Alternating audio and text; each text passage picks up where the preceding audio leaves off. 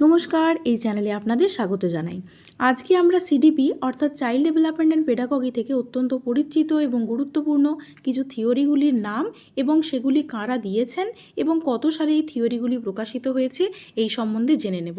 এই থিওরিগুলি থেকে কোয়েশ্চেন কিন্তু বিএড, ডিএলএড, এমএড অথবা সিটেট এবং বিভিন্ন রাজ্য টেট এবং বিভিন্ন টিচার রিক্রুটমেন্ট এক্সামিনেশনে কিন্তু এই কোয়েশ্চেনগুলো এসেই থাকে। তাহলে দেরি না করে শুরু করা যাক। প্রথমে রয়েছে সুইস মনোবিজ্ঞানী অর্থাৎ সুইজারল্যান্ডের সাইকোলজিস্ট জিন পিয়াজের বিখ্যাত থিওরি জ্ঞানীয় বিকাশ তত্ত্ব অর্থাৎ থিওরি অফ কগনিটিভ ডেভেলপমেন্ট। এটি তিনি 1936 সালে প্রকাশ করেন, 1936 সালে।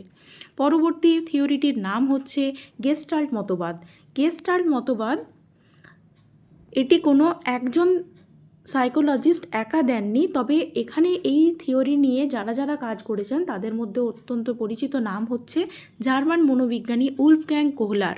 তিনি 1912 সালে গেস্টাল্ট মতবাদ নিয়ে কাজ শুরু করেন এবং তার বিখ্যাত থিওরি অর্থাৎ ইনসাইটফুল লার্নিং থিওরি বা অন্তর্দৃষ্টিমূলক শিখন তত্ত্বটি এটি তিনি প্রকাশিত করেন 1917 সালে।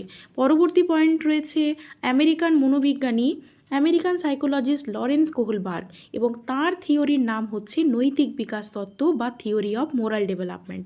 এটি তিনি 1958 সালে তার ডক্টরাল গবেষণায় তিনি প্রথম প্রকাশিত করেন। পরবর্তী থিওরির নাম হচ্ছে সোশ্যাল লার্নিং থিওরি বা সামাজিক শিখন তত্ত্ব। এটি প্রবর্তক হলেন আলবার্ট বান্দুরা এবং 1963 সালে তিনি এই তত্ত্বটি উপস্থাপন করেন। পরবর্তী থিওরিটির নাম হচ্ছে ক্লাসিক্যাল কন্ডিশনিং, ভীষণ পরিচিত একটা নাম ক্লাসিক্যাল কন্ডিশনিং, এবং এটি দিয়েছেন রাশিয়ান শারীরবিজ্ঞানী আইভান প্যাভলভ। সংক্ষেপে এটিকে শর্ত সাপেক্ষ প্রতিবর্ত ক্রিয়াও বলা হয়ে থাকে। 1890-এর দশকের শেষের দিকে আবিষ্কার করেন এবং 1927 সালে আনুষ্ঠানিকভাবে এটি তার বইয়ে তিনি প্রকাশ করেন। পরবর্তী থিওরিটি হলো সক্রিয় অনুবর্তন তত্ত্ব বা অপারেন্ট কন্ডিশনিং। এটি দিয়েছিলেন বিএফ স্কিনার। 1930-এর দশকে তার বিখ্যাত এই থিওরিটি নিয়ে তিনি কাজ শুরু করেছিলেন। পরবর্তী থিওরিটি হচ্ছে প্রচেষ্টা ও ভুল তত্ত্ব। প্রায়শই সিটেট এক্সামে এখান থেকে কিন্তু প্রশ্ন এসে থাকে। ট্রায়াল অ্যান্ড এরর থিওরি এটি দিয়েছিলেন এডওয়ার্ড লি থর্নডাইক এবং 1905 সালে তিনি তার দি এলিমেন্টস অফ সাইকোলজি বইয়ে আনুষ্ঠানিকভাবে এই শিখনের তত্ত্বটি তিনি তুলে ধরেছিলেন। পরবর্তী তত্ত্বটির নাম হচ্ছে লেভ ভাইগোটস্কির।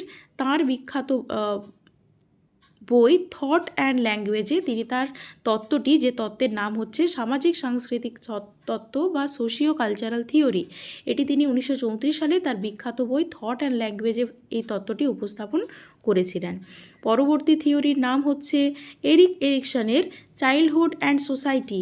তার বইয়ে তিনি প্রথম তার থিওরি মনোসামাজিক বিকাশ তত্ত্ব বা সাইকোসোশ্যাল ডেভেলপমেন্ট এটি প্রকাশ করেছেন।